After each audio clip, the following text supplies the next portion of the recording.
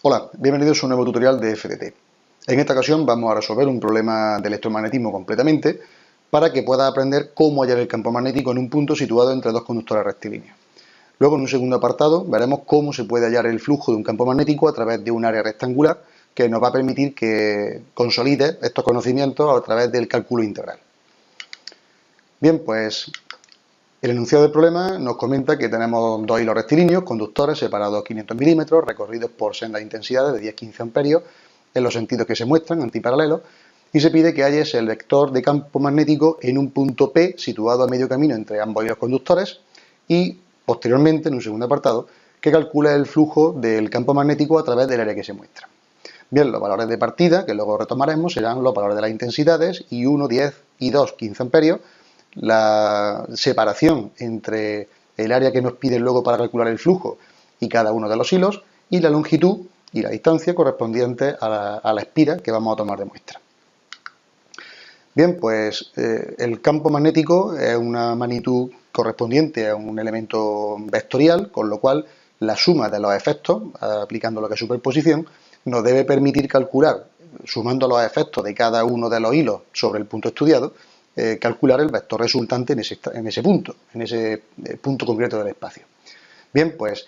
si calculamos para cada uno de los casos y haciendo el planteamiento inicial sobre la ley de Biot-Savart, lo que vamos a hacer es deducir cómo se calcula, cuál es la fórmula que nos permite calcular el campo sobre un caso genérico de un hilo indefinido. Bien, pues para ello vamos a tomar un triedro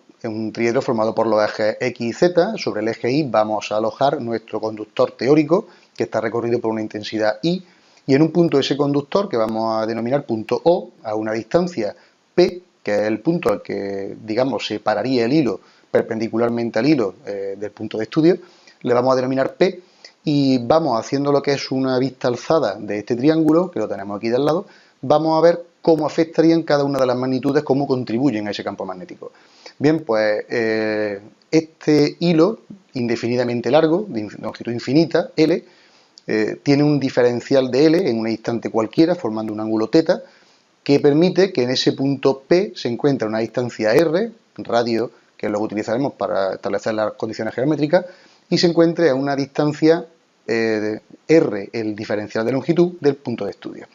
Bien, pues la fórmula general debida a Jan-Biot era mu sub 0 por I, partido por 4pi, siendo mu la permeabilidad en el vacío en este caso, por la integral curvilínea del diferencial de L por R, producto vectorial, partido por el cubo del módulo de esa posición.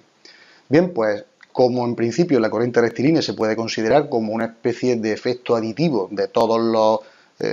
pequeños diferenciales de longitud que forman la longitud total del hilo que vamos a estudiar, pues lo que vamos a hacer es sacar una serie de relaciones geométricas para luego proceder a sumar todos los diferenciales de longitud aplicando el cálculo integral.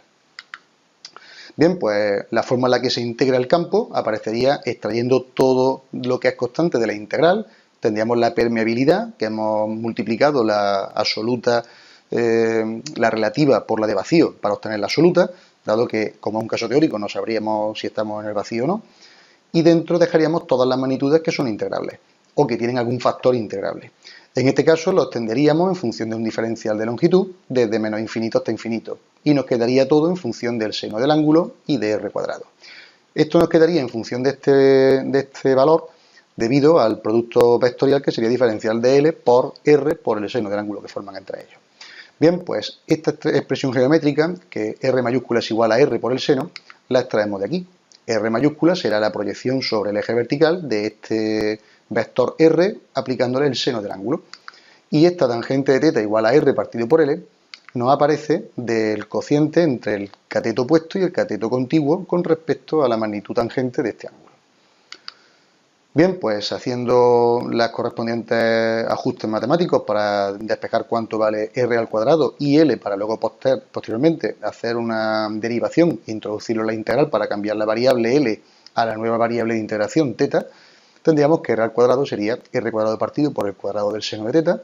y que L sería R por la cotangente. Derivando este valor, tenemos esta expresión de aquí y sustituyéndola tanto R cuadrado como diferencial de L en la integral, nos queda esta es la expresión de partida, esto es lo que hemos dicho, esto es el otro término que hemos metido aquí dentro y ahora introduciéndolo todo en la integral nos quedaría la integral de menos mu por i partido por 4πr integral del seno de teta diferencial de teta, y ahora hemos cambiado los extremos de integración en donde pondría menos infinito para el valor de L menos infinito. Ahora ponemos el valor de teta correspondiente a pi, y donde ponía valor de L integrado a más infinito, ahora pondremos que teta vale 0, para que los extremos sean coherentes.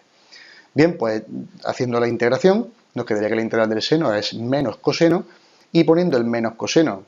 con respecto al valor del extremo superior menos el menos coseno para el extremo inferior, nos quedaría esta expresión. Quedaría la constante de antes, y arriba quedaría menos el coseno de teta, menos por menos más coseno del extremo inferior coseno de pi. Haciendo toda esta función, nos quedaría un signo positivo mu por i partido por 2πr. Entonces, el teorema de Biot-Savart lo que nos comenta es que el valor del campo magnético creado por una corriente rectilínea indefinida en un punto determinado es directamente proporcional a la intensidad, como se aprecia en el numerador, e inversamente proporcional a la distancia entre el punto considerado y la dirección de la corriente, como se aprecia en R, que es lo que nos separaba el hilo del punto de estudio. Bien, pues regresando a nuestro problema, decíamos que la función correspondiente al campo es la suma de cada uno de los campos en ese punto. Entonces, aplicándolo y particularizando para el hilo 1 y para el hilo 2, haciendo los correspondientes cálculos e introduciendo ya el valor de la permeabilidad, en este caso de vacío, porque no nos dicen que tenga ningún tema de permeabilidad relativa, llegamos a la expresión de que esto vale 2 por 10 elevado a menos 5 teslas. Con respecto a que los campos se suman, lo podemos apreciar por la regla de la mano derecha o regla de Fleming. Entonces, simplemente, si nosotros supusiésemos que cogiéramos el hilo y agarráramos con la mano derecha ese hilo, de forma que el pulgar indicara el sentido de circulación de la corriente, pues en el hilo de la derecha, como podéis apreciar, el sentido del pulgar indicaría hacia arriba, y entonces provocaría que los dedos que sostienen el hilo crearían un giro en sentido antihorario. Al mismo tiempo, haciendo lo propio, pero para el lado contrario, el pulgar quedaría hacia abajo, y entonces el sentido de giro de esa línea de campo serían en sentido horario. De tal manera que en el punto P ambas líneas provocan un sentido de adición a la hora de sumar los efectos del campo. Para calcular el flujo del campo magnético creado por ambos hilos, también tenemos que ver hacia dónde circulan esas líneas. En este caso, si os fijáis, tanto para el caso del hilo 1 como el del hilo 2, las líneas de campo saldrían del papel, en el caso vuestro de la pantalla, para acercarse hacia nosotros, debido a que el campo vectorial provoca ese sentido con respecto a la componente vectorial. Entonces, haciendo la definición, la aplicación directa del flujo, tendríamos que el diferencial de flujo sería el campo por el diferencial de superficie, integrando el flujo en función de la superficie, que hemos visto que podemos expresar como L por diferencial de R, para tomar esta diferencial de superficie que aparece aquí en azul, de anchura diferencial de R, tendente a 0, pero de longitud constante de valor L, pues tendríamos la expresión del campo B1, que es esta de aquí, multiplicado por L y por diferencial de R. Como R lo podemos extender desde un punto A hasta un punto 0,5 menos A, que sería todo esto, ¿de acuerdo? Pues tendríamos, a la hora de hacer la operación, todo esto teniendo en cuenta que diferencial de R partido por R lo podemos expresar como el logaritmo neperiano, entre el extremo superior y el extremo inferior. Haciendo lo propio, como desconectando un cálculo de flujo del siguiente, tendríamos el correspondiente al flujo 2, que además, como está en la mitad, prácticamente lo único que nos va a variar va a ser el valor de la intensidad 2. Todo lo demás permanece inalterado. Y entonces nos queda esta expresión de aquí. Ya por último, sustituyendo los datos, nos quedaría el flujo 1 esta expresión, con este valor, 33,89 por 10 a la menos 8 Webers, que es la unidad de medida.